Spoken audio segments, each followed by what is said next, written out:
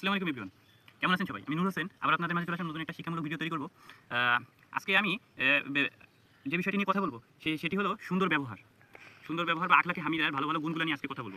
ইসলামের দৃষ্টিতে আখলাকে হামিদার আমাদের মানুষের জীবনে কী অবদান এবং এই আখলাকে হামিদা যদি আমরা গ্রহণ করি, ভালো আখলাকে হামিদার ভালো গুণগুলো যদি আমরা গ্রহণ করি, তাহলে কীভাবে আমরা দুনিয়ায় সফলকাম হতে পারবো এবং আখিরাতে জান্নাত লাভ করতে পারবো, সেই বিষয়ে আজকে কথা বলব।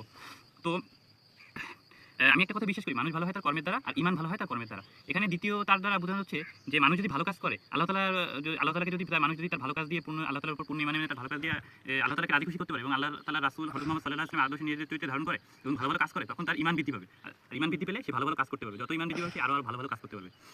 আখলাকে হামিদার ভালো গুণগুলোর মধ্যে রয়েছে সততা, দেশপ্রেম, দায়িত্ববোধ, নীতিনৈতিকতা, আমানতদারিতা, ঈমানদারি, তারপরে মানুষের সাথে ভালো ব্যবহার করা, বড়দের শ্রদ্ধা করা, ছোটদের স্নেহ করা, তারপরে বাবা মার সাথে ভালো ব্যবহার করা, কোনো ব্যক্তি কোনো কিছু অদা করলে সে অদা পালন করা, তারপরে কোনো কিছু কাউকে আমানত রাখলে সে আমানতের খেয়ানত না করা, আমানতদারিতা বজায় রাখা, এবং যত খারাপ কাজ আছে আখলাকে জামিমার খারাপ গুণগুলো আছে এগুলো থেকে বেঁচে থাকা, যেমন চুরি, ডাকাতি, ছিনতাই, রাহাজানি, হত্যা, ধর্ষণ, তারপরে ঘুষ, দুর্নীতি, মেধাপাচার, অর্থপাচার, এরকম সকল যত খারাপ কাজ আছে এইসব খারাপ কাজ থেকে আল্লাহ তাআলার কাছে দোয়া করা, আল্লাহ যাতে আমাদের এসব খারাপ কাজ থেকে বেঁচে থাকতে সাহায্য করে এবং আমরা যেন সর্বদা ভালোর সাথে থাকতে পারি।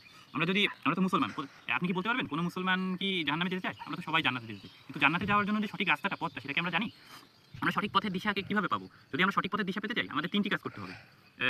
একটা হাদিসে এসেছে, কোনো ব্যক্তি যদি হযরত মুহাম্মদ সাল্লাল্লাহু আলাইহি ওয়াসাল্লাম, আমাদের রাসূলুল্লাহ সাল্লাল্লাহু আলাইহি ওয়াসাল্লামের আদর্শকে নিজের চরিত্রে ধারণ করে, তাহলে সে বিনা বিচারে বিনা হিসাবে জান্নাতে যেতে পারবে। এজন্য তাকে ৩টি কাজ করতে হবে। প্রথম হচ্ছে, দুনিয়ায় আমরা যে কাজই করি আমার নিয়ত থাকতে হবে আমি এই কাজটা আল্লাহকে রাজি খুশি করার উদ্দেশ্যে করতে হবে। দ্বিতীয়ত, আল্লাহকে একদিন কিয়ামতের ময়দানে কিয়ামতের দিন হাশরের মধ্যে আল্লাহ তাআলার সামনে হাজির হয়ে দুনিয়ার সকল কাজকর্মের হিসাব দিতে হবে। এই বিশ্বাস আমাদের অন্তরে থাকতে হবে। এবং তৃতীয়ত, দুনিয়ার জীবনে বেশি বেশি আল্লাহ তাআলা যে স্মরণ করতে হবে। যেসব কাজ করলে আল্লাহ তাআলা স্মরণ হয়, যেমন জিকির, আজকার, সালাত আদায় করা, যত দুনিয়ার যত ভালো কাজ আছে এগুলো করলে আল্লাহ স্মরণ হয়। এবং এভাবে আমরা যদি এই 3টা কাজ করতে পারি, এবং তাহলে আল্লাহ তাআলা খুশি হয়ে আমরা আল্লাহর উপর পূর্ণ ঈমান আনতে পারবো, আল্লাহ তাআলা আমাদের রহমত দান করবেন এবং আমরা রাসূলুল্লাহ সাল্লাল্লাহু আলাইহি ওয়াসাল্লামের আদর্শ নিজের চরিত্রে ধারণ করতে পারবো। এবং এভাবে আমরা আল্লাহ তাআলার সকল আদেশ মেনে চলতে পারবো এবং রাসূলের আদর্শ নিজের চরিত্রে ধারণ করতে পারবো। তাহলে আমরা দুনিয়া সফলকাম হবো, আখিরাতেও জান্নাত লাভ করতে পারবো।